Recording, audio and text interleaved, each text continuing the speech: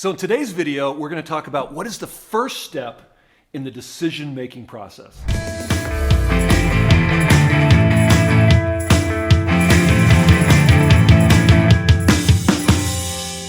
So in addition to the first step, if you stay with me all the way into the end, I'm going to give you 2 bonus suggestions for decision making. And we'll be using this whiteboard to explain one of the ways that you can improve your decision making. Every day, you and I make hundreds of decisions, from small decisions to big decisions. Most of them we don't even think about, like brushing your teeth in the morning, or maybe you have a small decision like what to have for breakfast, or maybe a little bigger, what are you going to wear today? These are small decisions, but when it comes to the workplace, we have bigger decisions. We have decisions that require not only choices for opportunities, but also different solutions to different problems. We get to choose sometimes between multiple solutions. Many people say that it's difficult for them to make decisions. They have a hard time making decisions, when others feel like they make decisions too quickly. Decision making can be impacted by your natural behavioral style. Some of you, when it comes to decision making, are very fact-based. You gather all kinds of evidence. As a matter of fact, you are endlessly gathering evidence because you want to make sure that you have all the facts before you make a decision. You compare the facts, you compare the pros, you compare the cons, and you take a very analytical approach. Some of you, on the other hand, based on your behavioral style, your profile, you are somebody that is very intuitive. You're somebody that makes decisions automatically. You almost know instantly what the right choice is. You make decisions based on intuition. Some people who are very fact-based in their decision-making style, some people who are very fact-based in their style look at that intuitive style and they're very uncomfortable with that. However, the intuitive style is also based in fact. Many times, those who are intuitive make decisions based on prior experience. What is really prior experience? It's information, it's data.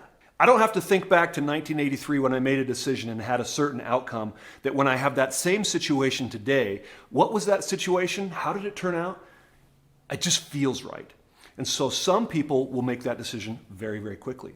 Now, the third type of decision maker is one that is really balanced with both styles. Sometimes they'll take a fact-based approach and sometimes more an intuitive approach. It will be completely dependent on the situation. So I'd love to hear from you in the comments below. What are the most difficult types of decisions that you have to make? What is your decision-making style? And while you're at it, go ahead and subscribe so you can get other great content to help you as a leader in your life. What good is coming to a decision or choosing a solution or an outcome if you're not committed to taking action? Because then nothing really changes. You get to evaluate at how important this change is in your life and in your business, and be willing to carry out the action of the decision that you just made. When it comes to taking action, you have a couple things to consider. First of all, does the decision only impact you personally? Well, then that's a personal commitment to take action. But what about if your team is involved? What is it that you have to do to persuade, to help them to come to that decision to take action? Because if it's a team decision, the team doesn't move forward if they don't all buy in. So you have to be prepared to get them to buy in. That's the first step. So my first bonus suggestion is identify what kind of decision maker you are. If you hang with me again to the end, I'm going to give you a tool that will help you to do just that. Number 2 bonus suggestion. Use a decision matrix. I have found this to be so helpful. Here's an example of a way to make decisions. Sometimes what happens is when we spend all of this energy making a decision, we have 2 or maybe 3 choices that are so close that we can't decide between them because they're all good options. And I want to give you an example of how to use a decision matrix for something like going out to dinner. Where are you going to go? Maybe you want to go to a Thai restaurant. Maybe you want to go to a Mexican restaurant or Italian, or maybe steak. All 4 of those are great options, but how do you really determine how you're feeling objectively? It's hard to be objective about our feelings. But I'm going to give you a methodology to do that, and it's called a decision matrix. So here's how we do that.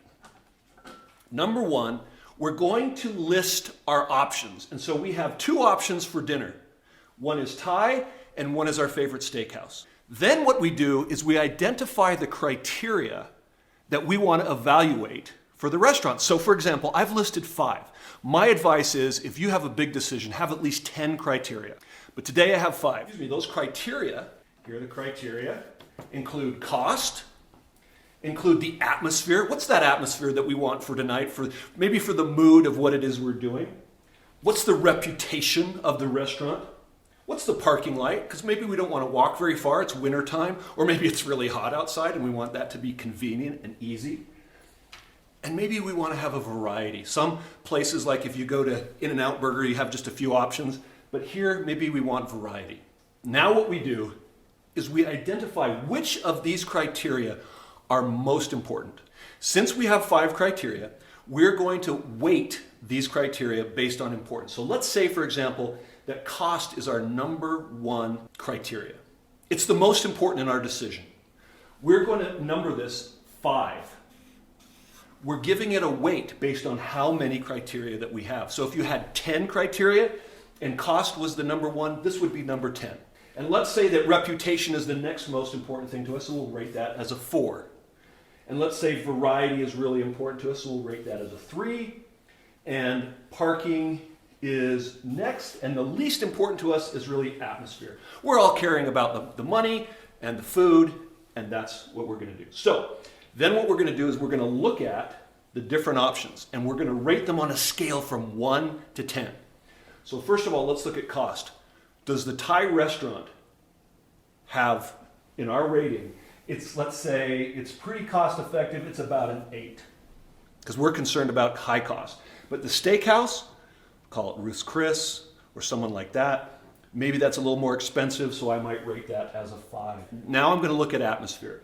Atmosphere for me is the Thai restaurant has it's not that great, so I'm going to rate that as a 3, but Ruth's Chris is awesome. I'm going to rate that as a 9. And I'm going to do that all the way down. So reputation, this Thai restaurant, it's got a few things on YouTube or Yelp. Actually, it has a few scores on Yelp. So I'm going to give that a 5.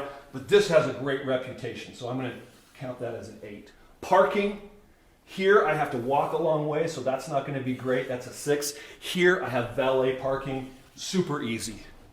Now I have lots of variety at this Thai. That's great. I'm going to score that a 7. This is steak, so I'm going to score that as a 7 too. Now, the next step is you're going to take your weight and you're going to multiply it by the score. And that's going to give me a 40 here. That's going to give me 25 here. And you're going to do that all the way down. At the end, you're going to total. And what that does is it helps you to quantify how you are feeling. This is a great methodology. When you're hiring somebody and you have 2 great candidates, you want to go to a restaurant, you've got 2 great options. How do you figure out how to create separation and create meaning to your feelings and to understand how to make a better decision? Just a warning, a few things that can prevent you from making great decisions are too much stress, not enough time. When pressure is great, your ability to think clearly is diminished. So make sure that you create space to make great decisions. You can also have individuals that have too much emotional investment in a decision, and so they may resist coming up with different options. You may have people that have too little emotional engagement, and so don't involve themselves in a way that you need them to. You can also have too much information. Sometimes too much information creates a lack of clarity. Sometimes you can have not enough information, so you have to balance those out. So I'd like to leave you with the free bonus.